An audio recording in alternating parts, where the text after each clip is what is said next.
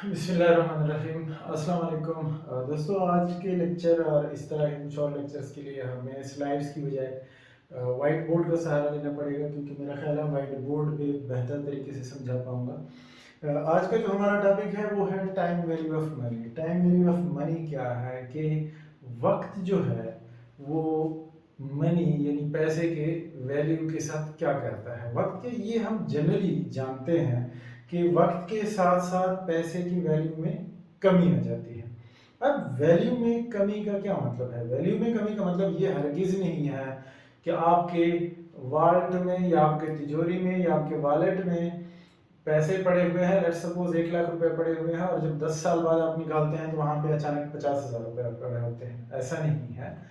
पैसे बज़ाहिर उसकी वैल्यू उतनी ही होगी, अमाउंट उतनी ही होगी, लेकिन उसकी वैल्यू या परचेजिंग पावर जो है वो नहीं रहेगी। अब ऐसा क्यों होता है? इसकी वजूहात तो बहुत सारी हैं, लेकिन हम बाकी सारे वजूहात को कांस्टेंट रख के और यहाँ पे जो टाइम वैल्यू ऑफ मनी है इसमें हम इंटरेस्ट पे कंसंट्रेट करते हैं कि इंटरेस्ट की वजह से ओवर द टाइम मनी के वैल्यू में क्या चेंज आती है। अब चूंकि हम इंटरेस्ट के बेस पे इन चीज़ों को देख रहे हैं, तो सबसे पहले हमें ये समझना ज़रूरी है कि इंटरेस्ट है क्या और इंटरेस्ट कितनी किस्म का होता है। इंटरेस्ट सिंपली ये समझ लें कि interest is the cost of using money. जब आप किसी का पैसा इस्तेमाल करते हैं तो उसके बदले में जो पैसे के इस्तेमाल करने के एवज आप उसको जो अमाउंट पे करते हैं, दैट इज कॉल्ड इंटरेस्ट। और ये इंटरेस्ट एक रेशो के हिसाब से होता है कन्वेंशनली, कि वो कहते हैं जी 5% के हिसाब से है या 10% है या 15% है एंड सो ऑन। और यूजुअली ये होता है पर एनम, सालाना। अनलेस कि कोई बैंक आपको धोखा देने के लिए, लेट्स सपोज आप क्रेडिट कार्ड लेते हैं तो वो कहते हैं जी इसमें हम सिर्फ 2.5% पर मेंशन या पर मंथ चार्ज करते हैं। जब वो ऐसा कहते हैं ये सिर्फ एक धोखा देने के लिए होता है, क्योंकि एक्चुअली इसका मतलब ये है कि वो आपको 30% सालाना जो है वो चार्ज कर रहे हैं। लेकिन 30% का नाम सुनते ही आपको समझ आ जाती है कि ये तो बहुत ज़्यादा हाई है, तो इसलिए वो 2.5% पर मेंशन एक धोखा देने के लिए यूज करते हैं। यूजुअली हम ये जो रेट होते हैं ये पर एनम के हिसाब से ही कोट किए जाते हैं या डिस्कस किए जाते हैं या बताए जाते हैं। अब इंटरेस्ट जो है वो दो किस्म का होता है। एक को हम कहते हैं सिंपल इंटरेस्ट और दूसरे को हम कहते हैं कंपाउंड इंटरेस्ट। सिंपल इंटरेस्ट क्या होता है? सिंपल इंटरेस्ट जैसा कि नाम से जाहिर है सिंपल, और दूसरा कंपाउंड। सिंपल इंटरेस्ट में ये होता है कि जो आपका प्रिंसिपल अमाउंट होता है उसी के ऊपर ही आप इंटरेस्ट पे करते हैं या आप इंटरेस्ट रिसीव करते हैं।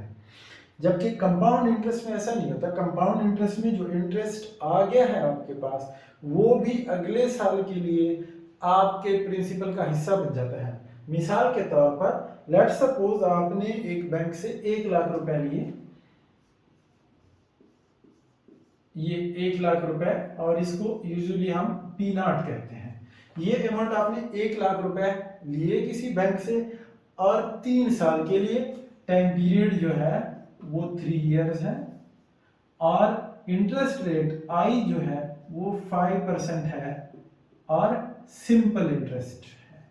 अगर ये सिंपल होता नहीं है, अगर आप 5% सिंपल इंटरेस्ट के हिसाब से लें तो बिल्कुल सीधी सी बात है, आप अगर इंटरेस्ट अमाउंट कैलकुलेट करें, simple interest is equal to principal यानी जो एक्चुअल अमाउंट है multiplied by interest rate multiplied by period. अब यहां पे हमने कहा 1 लाख रुपए, तो 1 lakh multiplied by interest rate हमने कहा 5%, तो आप इसको 5% या 0.05 लिख सकते हैं, मल्टीप्लाइड बाई टाइम पीरियड है 3 इयर्स, तो 3 से मल्टीप्लाई कर दें और ये आपका सीधा सीधा सा आ जाएगा कितना, 15,000। ये आपका आ जाएगा इंटरेस्ट अमाउंट। अब अगर आप ये देखना चाहते हैं कि 3 साल के बाद टोटल अमाउंट आपने कितनी पे करनी है, अब जो 1 लाख रुपए आपने लिए ये भी तो वापस करने हैं आपने, 15,000 इंटरेस्ट की मद में पे करने हैं। तो वैसे तो आप सिंपली कह सकते हैं कि इसमें प्रिंसिपल अमाउंट 1 लाख जमा कर दो, तो 1,15,000 आपने पे करने हैं। लेकिन अगर इसको हम फार्मूले की शक्ल में लिखें तो फिर हम लिखते हैं कि, और ये इसकी फ्यूचर वैल्यू होगी, 3 साल के बाद की वैल्यू होगी। तो अगर हम कहें कि इस 3 लाख की फ्यूचर वैल्यू या जो रिपेबल है वो क्या है, तो future value is equal to P0 plus, यानी ये वाली अमाउंट प्रिंसिपल प्लस दूसरा इंटरेस्ट अमाउंट, सिंपल इंटरेस्ट का ये वाला। इसका फार्मूला हमारे पास क्या है, ये प्रिंसिपल है, प्रिंसिपल के लिए हम यहाँ पे लिख लेंगे P0, इसको मैं ब्रैकेट में लिख देता हूँ ताकि आसानी रहे, multiplied by interest rate, interest rate के लिए हम I इस्तेमाल करते हैं, मल्टीप्लाइड बाय पीरियड, और पीरियड के लिए हम T इस्तेमाल करते हैं। तो ये हमारे पास एक्चुअल फार्मूला बन जाएगा फ्यूचर वैल्यू, अगर हम सिंपल इंटरेस्ट के हिसाब से कैलकुलेट करते हैं। इसी में अगर वैल्यू पुट करें तो P0 1 लाख प्लस, और फिर उसके बाद P0 multiplied by interest rate multiplied by number of years, तो ये 15,000 आ जाएगा। 100,000 प्लस 15,000, आपके पास रिजल्ट वही 115,000 आएगा। लेकिन प्रैक्टिकली मार्केट में सिंपल इंटरेस्ट होता नहीं है, मार्केट में कंपाउंड इंटरेस्ट होता है। अगर आप बैंक में डिपॉजिट करते हैं एक अमाउंट और उस पर आपको सालाना इंटरेस्ट मिलता है, तो वो भी आहिस्ता आहिस्ता आपके प्रिंसिपल का हिस्सा बनता जाता है। लिहाजा ज्यादातर जो है वो कंपाउंड इंटरेस्ट ही प्रैक्टिकली मार्केट में चलता है। तो अब हम बात करेंगे कंपाउंड इंटरेस्ट की। कंपाउंड इंटरेस्ट में जैसा कि मैंने शुरू में बात की कि कंपाउंड इंटरेस्ट में आपका जो इंटरेस्ट मिलता है,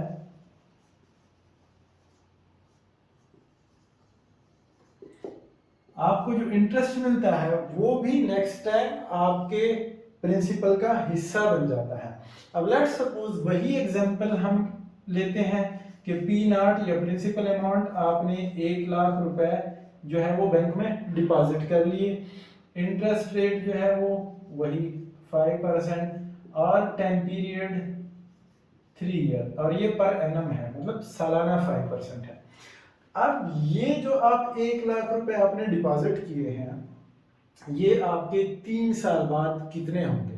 सिंपल इंटरेस्ट से तो हमने देख लिया, अगर यहाँ मैं लिख दूं कि सिंपल इंटरेस्ट से हमने देख लिया कि 1 लाख जो है वो 1,15,000 बन जाता है। अब कंपाउंड इंटरेस्ट में होता क्या है कि हम पहले साल के एंड पे देखते हैं कि पहले साल के एंड पे FV1 हम कहते हैं इसको, यानी फ्यूचर वैल्यू ऑफ ईयर 1, तो वो हमारे पास आएगा P0, एक तो प्रिंसिपल अमाउंट होगा, प्लस दूसरा क्या होगा P0 इंटू I, ये हमारा आ गया पहले साल का इंटरेस्ट। अब इस फार्मूले को हम मजीद सिंप्लीफाई कर सकते हैं, P0 दोनों साइड पे कॉमन है, तो P0 इंटू 1 प्लस I, ये हमारे पास FV1 इक्वेशन आ गई। अब इसमें हम वैल्यू पुट करके पहले साल की वैल्यू भी निकाल सकते हैं, लेकिन हम पहले फार्मूला मुकम्मल करके और उसके बाद वैल्यू पुट करते हैं। अब जब हम दूसरे साल की बात करते हैं तो FV2 जो है वो हमारे पास क्या है, यही फार्मूला है, लेकिन अब इसमें P0 बदल गया है, या इसकी सिंप्लीफाइड फॉर्म इसको देख लें। अब P0 की जगह हमारा लगेगा FV1 इंटू 1 प्लस I। अब FV1 का हमें पता है कि ये इस चीज के बराबर है, तो इसकी वैल्यू यहाँ पे पुट करें तो यह आ जाएगा P0 into 1 plus I into 1 plus I। अब अगर हम तीसरे साल की, इसको हम इक्वेशन 2 बना लेते हैं। अब जब हम तीसरे साल की बात करते हैं FV3 आखिरी साल की, तो अब ये FV2 हमारा प्रिंसिपल बन जाएगा। अब हम करेंगे FV2 इंटू 1 प्लस I। अब FV2 का हमें पता है कि FV2 की वैल्यू क्या है, वो ये है, तो अगर ये हम इनपुट करते हैं तो अब हमारे पास आ जाएगा P0 into 1 plus I into 1 plus I और एक ये वाला इंटू 1 प्लस आई, और ये हमारी इक्वेशन बन जाएगी P not into 1 plus i 1 plus i 1 plus i, जब मल्टीप्लाई होंगे तो ये हो जाएगा 1 plus I raise to the power 3। ये हमारे तीसरे साल का फार्मूला बन जाएगा। अब हम इसी फार्मूले को लेके और इसमें वैल्यूज पुट करते हैं। हमारा फार्मूला ये आ गया FV3 is equal to P not into 1 plus I raise to the power 3। ये आ गया हमारा फार्मूला। अब पी नॉट हमारे पास है 100,000 इंटू 1 प्लस आई है 0.05 और रेज टू द पावर 3। ये हमारा आ गया 100,000 into 1.05 raise to the power 3। ये सिंपल सा आप कैलकुलेटर से मालूम कर सकते हैं। आपके पास सिंपल साइंटिफिक कैलकुलेटर अगर है तो आप इसको x raise to the power y और पावर 3 कर दें, और इसको अगर आप सॉल्व करेंगे इसकी वैल्यू आएगी इंटू 1.157 या राउंड ऑफ करके 158 कर देंगे, और आपके पास टोटल अमाउंट आएगी 1,15,800 रुपये। ये जो 800 रुपये आपके पास इजाफी आ रहा है, ये वो इंटरेस्ट है जो आपने हर साल इंटरेस्ट, पहले साल में चूंकि था ही प्रिंसिपल अमाउंट तो उस पर तो मजीद इंटरेस्ट नहीं था। दूसरे और तीसरे साल में जो इंटरेस्ट के ऊपर आपने इंटरेस्ट कमाया है वो डिफरेंस अमाउंट यहाँ पे आपको शो हो रहा है। अब ये है फ्यूचर वैल्यू कि जब भी एक स्टैटिक सम है, याद रखिएगा ये स्टैटिक सम है, जब इंस्टॉलमेंट में आप किसी चीज की पेमेंट करते हैं उसको एन्युइटीज कहते हैं, वो हमारा अगले लेक्चर में हम उसको डिस्कस करेंगे। स्टैटिक सम, आज आपने एक सम रख लिया और उसको भले आप 100 साल तक कैलकुलेट करें, 500 साल तक कैलकुलेट करें, आप कैलकुलेट कर सकते हैं। और अब इस इक्वेशन को देखते हुए हमारे पास एक जेनेरिक इक्वेशन आ गई, और जेनेरिक इक्वेशन क्या है, अगर इधर आप देखें तो ये जो साल आएगा उतनी दफा इसका पावर आएगा। तो हम कह सकते हैं कि FVN is equal to P not into 1 plus I raise to the power n, और ये nth पीरियड है। आप 3 साल है तो इधर 3 लग जाएगा, 5 साल है तो 5 लग जाएगा, 10 है तो 10 लग जाएगा, 50 है तो 50 है, 500 है तो 500 लग जाएगा। इसके अलावा अब यहाँ पे अगर आप देखें तो यहाँ पे हमारे पास वेरिएबल्स कितने हैं। इस इक्वेशन में आपके पास एक वेरिएबल ये है, एक वेरिएबल ये है 2, तीसरा वेरिएबल ये है 3, और चौथा वेरिएबल ये है। इन चार में से कोई से भी 3 वेरिएबल अगर आपको पता है तो चौथा वेरिएबल आप कैलकुलेट कर सकते हैं। सिंपल आपने इस इक्वेशन को रीअरेंज करना है। अभी हमने जो पहले केस में किया, हमने फ्यूचर वैल्यू कैलकुलेट किया। लेट्स सपोज आपको यहाँ पे दे दिया जाता है कि फ्यूचर वैल्यू जो है वो 1,15,800 है और प्रेजेंट वैल्यू आपको नहीं दी गई। वो कहते हैं आई जो इंटरेस्ट जो है वो 5% है और 3 साल बाद ये अमाउंट बनी है, बताओ इनिशियल इन्वेस्टमेंट कितनी थी। आपने सिंपल सा इसी इक्वेशन को उठाना है और इसको रीअरेंज करके और सॉल्व करना है। यही equation FV3 is equal to P naught into 1 plus I raised to the power 3। अब आपने ये मालूम करना है, दोनों साइड से 1 plus I raised to the power 3 से डिवाइड करें, ये कैंसल आउट हो जाएगा। P naught का फार्मूला आपके पास आ जाएगा FV3 divided by 1 plus I raised to the power 3। इसको आप सॉल्व करेंगे, आपके पास इनिशियल अमाउंट या इनिशियल प्रिंसिपल अमाउंट जो है वो आ जाएगा।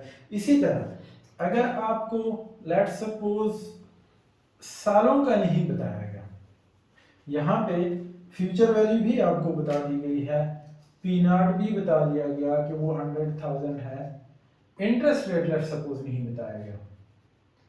वो कहते हैं जी 1 लाख रुपए थे, आपने 3 साल के लिए फिक्स किए कंपाउंड इंटरेस्ट पे और एट द एंड वो बने 1,15,800। इंटरेस्ट रेट क्या था आपको नहीं पता। फिर वही equation FV3 is equal to P not into 1 plus I raise to the power 3।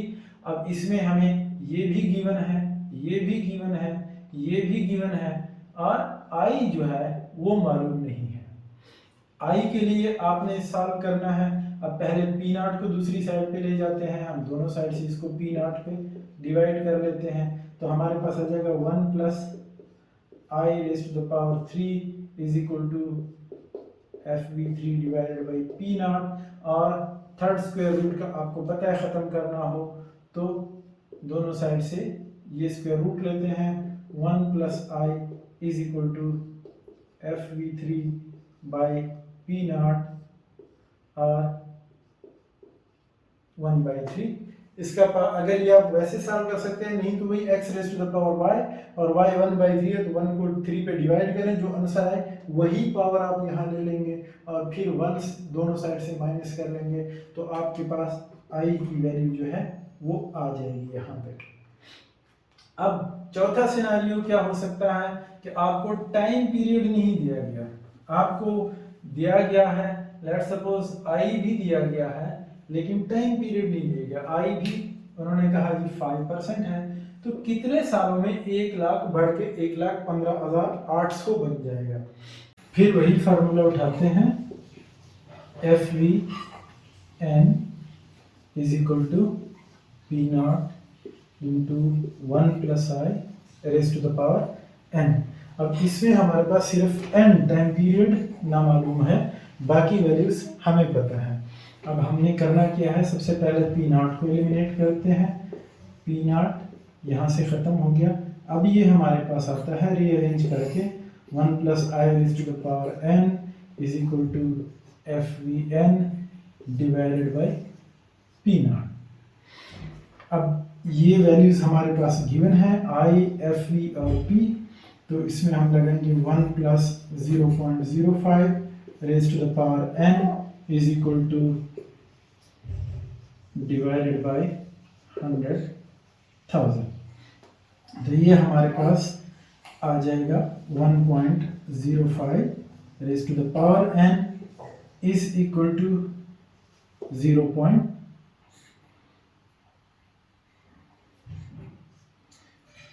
1.158।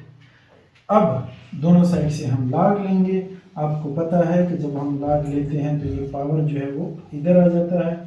n log 1.05 is equal to log 1.158, और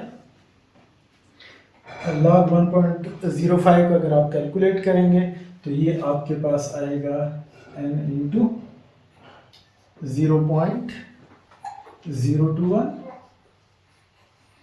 और इसका अगर आप लॉग निकालेंगे तो ये आपके पास आएगा 0.064। दोनों साइड से 0.021 से डिवाइड करेंगे, n is equal to 0.064 divided by 021, और ये आपके पास 3 पॉइंट समथिंग आएगा, यानी 3 इयर्स।